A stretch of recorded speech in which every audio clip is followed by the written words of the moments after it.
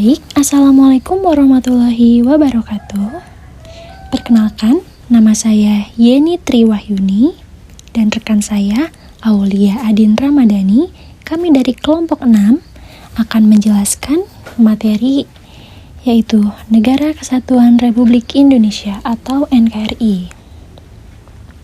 Adapun surat dan ayat yang berkaitan dengan materi yang akan kami bacakan yaitu A'udzubillahi minasyaitonirrajim. Bismillahirrahmanirrahim. Wala takunu kallazina tafarruqu wahtalafu min ba'di ma ja'ahumul bayyinah wa ulaika lahum azabun azim, yang artinya, dan janganlah kamu menjadi seperti orang-orang yang bercerai-berai dan berselisih setelah sampai kepada mereka keterangan yang jelas, dan mereka itulah orang-orang yang mendapat azab yang berat. Quran Surat Al-Anfal ayat 73. Jadi, pada surat ini tersurat makna kata bercerai-berai, di mana pada materi yang akan kami sampaikan yaitu mengenai kesatuan. Kesatuan artinya tidak terpecah belah. Jadi akan ada keterkaitan ya. Baik. Negara Kesatuan Republik Indonesia. Adapun materi yang akan kami sampaikan diantaranya pengertian NKRI, susunan dan bentuk NKRI, fungsi NKRI, tujuan NKRI, dan upaya menjaga NKRI. Pengertian Negara Kesatuan Republik Indonesia. Negara kesatuan merupakan negara yang berkedaulat di mana dalam menjalankan kegiatan, kedaulatan tertinggi dalam bernegara dan dalam pelaksanaannya tidak boleh semena-mena, karena diawasi oleh asas yang mendasar pada Pancasila dan Undang-Undang Dasar 1945. Baik. Adapun makna dari setiap kata dari Negara Kesatuan Republik Indonesia yaitu negara. Negara memiliki arti sebuah organisasi yang berdaulat dalam suatu wilayah yang memiliki kekuasaan tertinggi yang sah dan dikepalai oleh seorang presiden. Adapun makna dari setiap kata dari kalimat Negara Kesatuan Republik Indonesia yaitu negara. Negara adalah sebuah organisasi yang berkedaulat dalam sebuah wilayah yang memiliki kekuasaan tertinggi yang sah dan ditaati oleh rakyat. Berdaulat adalah mempunyai kekuasaan tertinggi atas suatu pemerintahan negara atau daerah. Selanjutnya ada kesatuan. Artinya bersatu, utuh, damai, tidak bercerai-berai, tidak terpecah belah, atau memiliki satu tujuan, seperti yang terdapat pada Pancasila, yaitu sila ketiga yang berbunyi Persatuan Indonesia, dan juga terdapat pada semboyan kita, yaitu Bhinneka Tunggal Ika, yang artinya berbeda-beda tetapi tetap satu. Apa sih yang berbeda itu? Berbeda dari segi agama, suku, ras, budaya, dan bahasa yang tersebar dari Sabang sampai Merauke. Perbedaan dan keanekaragaman inilah yang akhirnya menjadi alat pemersatu bangsa yang sebelumnya sudah tercantum dalam Sumpah Pemuda dalam Kongres Pemuda II, yaitu pada tanggal 28 Oktober 1928 yang bunyinya, "Kami putra dan putri Indonesia bertumpah darah yang satu, tanah air Indonesia. Kami putra dan putri Indonesia, berbangsa yang satu, bangsa Indonesia. Kami putra dan putri Indonesia, menjunjung bahasa persatuan, bahasa Indonesia." Jadi, selain adanya rasa senasib dan sepenanggungan akan penjajah yang datang ke Indonesia, pejuang sadar bahwa berjuang sendiri-sendiri itu malah membuat lawan semakin kuat, dan akhirnya para pejuang bersatu dan berjuang bersama. Juga dalam hal berkomunikasi, untuk mempermudah berkomunikasi dari berbagai wilayah maupun yang berbeda pulau, maka menggunakan bahasa persatuan atau bahasa nasional, yaitu bahasa Indonesia. Yang ketiga ada kata republik. Menurut KBBI, republik adalah suatu sistem pemerintahan yang berkedaulatan rakyat dan dipimpin oleh seorang presiden. Selanjutnya ada Indonesia. Indonesia adalah negara kepulauan yang terdiri dari ribuan pulau yang tersebar dari ujung barat hingga ujung timur atau dari Sabang sampai Merauke. Selanjutnya, saya akan sedikit mengingatkan kepada rekan-rekan mengenai letak geografis dan letak astronomis Indonesia, di mana letak geografis Indonesia terletak di antara dua samudra, yaitu Samudra Pasifik dan Samudra Hindia, dan terletak di antara dua benua, yaitu benua Asia dan Australia. Dan secara astronomis, Indonesia terletak di antara 6 derajat lintang utara sampai 11 derajat lintang selatan, 95 derajat bujur timur sampai 141 derajat bujur timur. Selain Indonesia dikatakan sebagai negara kepulauan, Indonesia juga disebut sebagai negara maritim karena memiliki sektor perairan yang luas. Dalam hukum internasional pada tahun 1982 ditetapkan bahwa wilayah perairan Indonesia meliputi batas laut teritorial, batas landas kontinen, dan zona ekonomi eksklusif. Batas laut teritorial yaitu batas laut yang diukur dari ujung pantai ke arah laut lepas sejauh 12 mil, di mana kapal-kapal negara lain dapat memasuki kawasan tersebut bila mendapatkan izin dari pihak yang bersangkutan. Selanjutnya ada batas landas kontinen.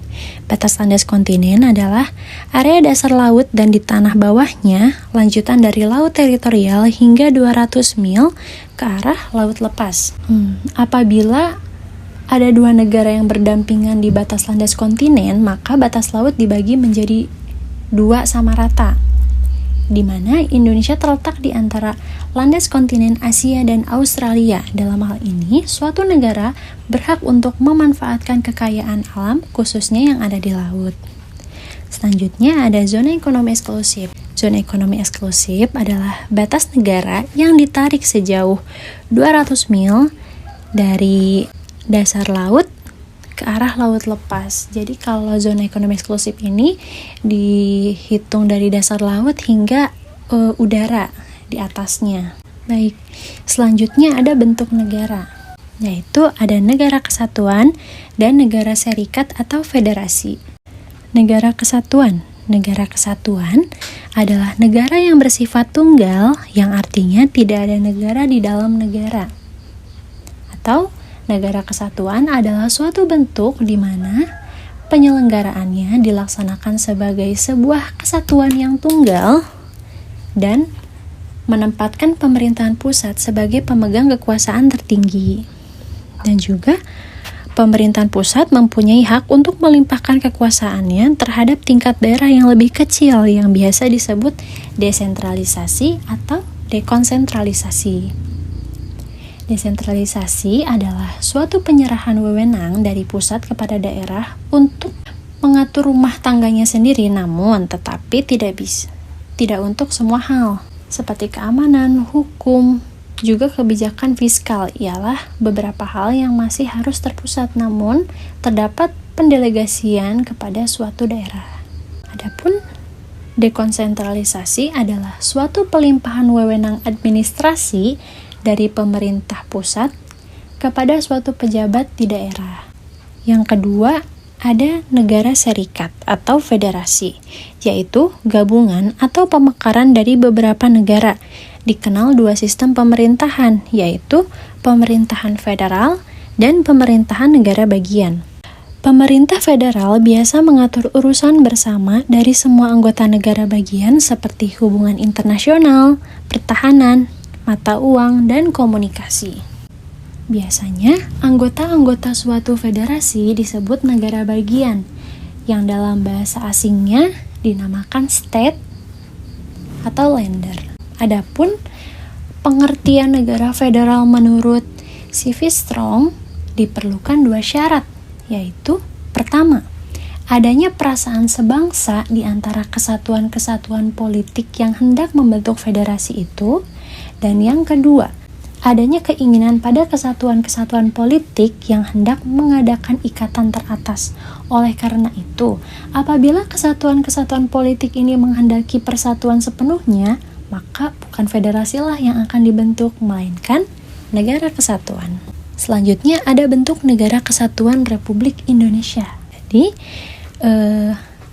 bentuk negara kita itu negara kesatuan dan bentuk pemerintahannya itu republik. Jadi akhirnya dinamakan menjadi Negara Kesatuan Republik Indonesia.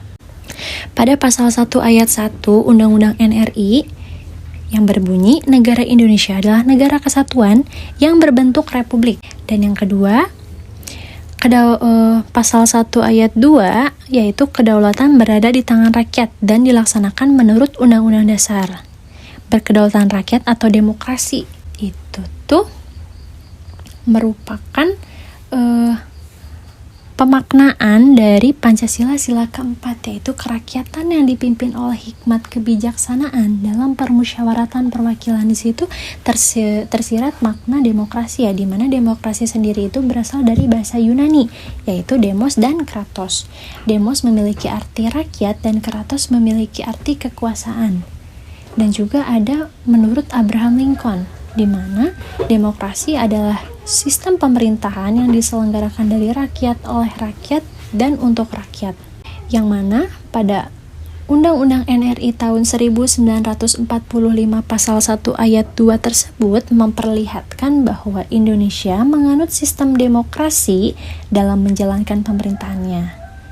Di mana dalam demokrasi kekuasaan tertinggi berada di tangan rakyat. Selanjutnya kita akan membahas tentang bagaimana sih susunan dan bentuk NKRI pada masa awal kemerdekaan sampai sekarang. Mulai dari pada periode 1945 sampai 49, di mana susunan bentuk negara dan bentuk pemerintahannya itu adalah republik.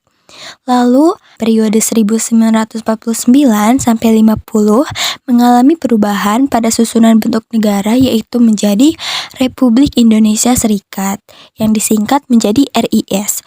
Lalu pada periode 1950 sampai 59 di sana mulai terjadi pertentangan, di mana terjadinya tidak sejalan antara RIS dengan cita-cita negara Indonesia.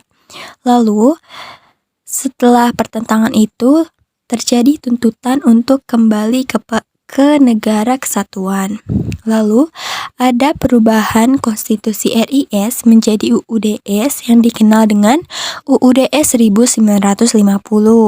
Lalu periode 1959 sampai 66 dikenal dengan masa pemerintahan demokrasi terpimpin atau yang sering kita kenal dengan Orde Lama.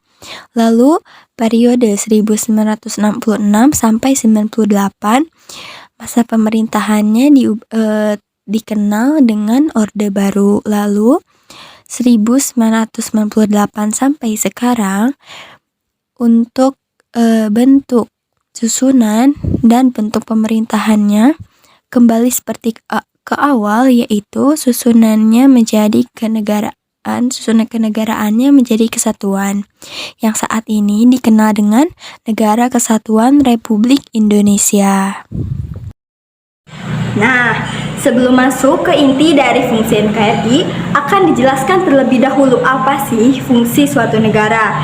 Terdapat fungsi suatu negara menurut pendapat para ahli. Di sini kita mengambil menurut Montesquieu. Terdapat 3 fungsi, yaitu fungsi legislatif, eksekutif, dan yudikatif. Fungsi legislatifnya yaitu membuat undang-undang. Fungsi eksekutif melaksanakan undang-undang. Dan yang yudikatif mengawasi agar aturan yang dibuat itu ditaati. Nah, untuk fungsi NKRI yaitu 1. Melaksanakan penertiban untuk mencapai tujuan bersama.